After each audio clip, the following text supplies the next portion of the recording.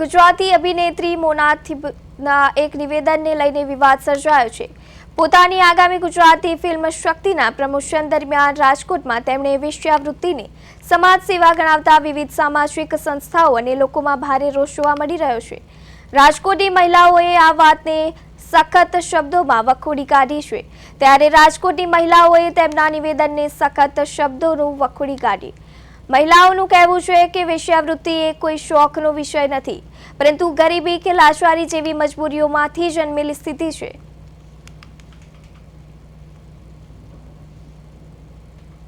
Gujarati film શક્તિ જે થોડાક જ દિવસમાં છે તે લોન્ચ થવા જઈ રહી છે, પરંતુ ત્યારે આ ફિલ્મને લઈને હાલ અત્યારે છે તે વિવાદ ચાલી રહ્યો છે। આપ જે પાછળનું દ્રશ્યો છે તેમાં એક અભિનેત્રી રીવા ઠીબા છે તેમને દ્વારા એક નિવેદન આપવામાં આવ્યું હતું કે વેશ્યાવૃત્તિ છે તે એક સામાજિક સેવા છે। ત્યારે આપણી સાથે રાજકોટની મહિલાઓ છો।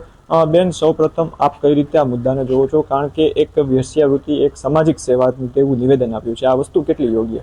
સમાજ સેવા ન કહેવાય છે, એને એવું લાગતું હોય સમાજ સેવા છે તો પછી શરૂઆત જ કરી દે આ બધી વસ્તુની। બસ મને એવું લાગે છે કે એવું એને જ કરવું જોઈએ, એને આ બધું બીજાને ન કહેવું જોઈએ અને જબરજસ્તી કોઈને આમાં ધકેલવું ન જોઈએ।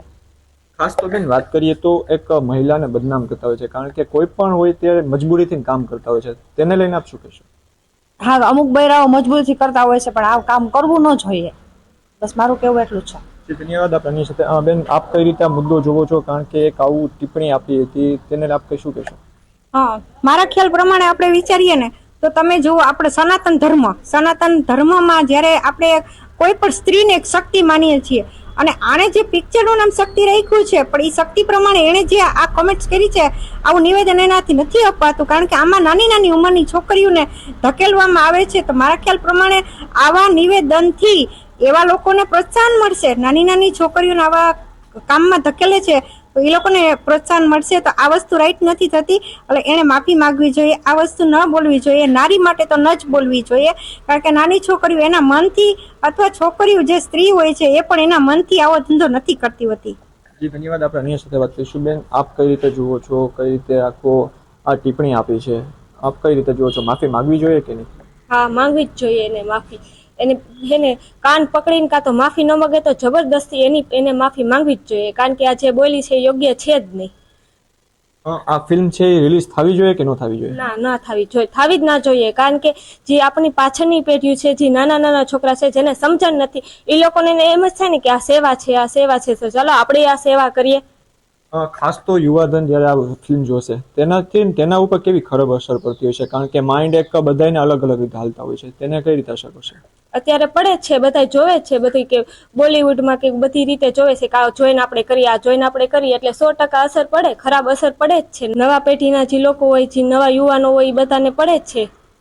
ધન્યવાદ। આપણે બીજા એક મહિલાઓ સાથે વાત કરીશું। બેન, શું કહેશો? ખાસ તો એક આવી ટિપ્પણી આપવામાં આવી છે કે વેશ્યાવૃત્તિ જે છે તે એક સમાજ સેવા છે। સમાજ સેવા તો તે નથી, તો સ્પષ્ટપણે બધા કહી રહ્યા છે, આપ કઈ રીતે જુઓ છો? એ પિક્ચરને પ્રમોટ કરવા માટે સમાજ સેવાનું નામ લેવાઈ રહ્યું છે એવું આપણે કહી શકીએ, કેમ કે સમાજ સેવાના નામે લોકોને પિક્ચર જોવા બાબતે તે દોરી જાય છે, પણ આ યોગ્ય ન કહેવાય એક બાબતે। અને આ સમાજ સેવા કહેશે એટલે લોકો પ્રેરિત થશે એ પિક્ચર જોવા માટે, તો આ યોગ્ય ન કહેવાય ને, સમાજ સેવા તો છે નહીં, એટલે એ ખોટી રીતે ડિક્લેર કર્યું અને નિવેદન ખોટું છે, એ યોગ્ય ન કહેવાય એમ। ખાસ તો ભારતમાં આપણા એક સ્ત્રીને છે એક દરજ્જો આપવામાં આવતો હોય છે, એક વ્યવસ્થિત રીતે જોવામાં આવતી હોય છે, કારણ કે એક લક્ષ્મી પણ કહી શકીએ અને બધું કહી શકતા હોય છે આપણે। આ વસ્તુથી મહિલાઓને કેટલી રીતે બદનામ કરવામાં થાય છે? મહિલાઓની માનસિક ખોટી અસર પડે અને મહિલાઓને ગેરસમજણ પણ થઈ શકે આ બાબતે, એટલે આ ખોટી વ્યક્તિને આપણે ખોટી સમજે, કોકના વ્યક્તિત્વ ઉપર ઓલું થઈ જાય, એટલે ન યોગ્ય કહેવાય। આ ફિલ્મ રિલીઝ થવી જોઈએ કે ન થવી જોઈએ? ન થવી જોઈએ।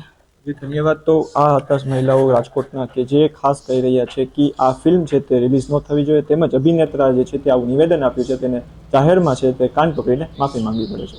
અને જે સોનેચા પ્રદેશ 24 ગુજરાતી, રાજકોટ।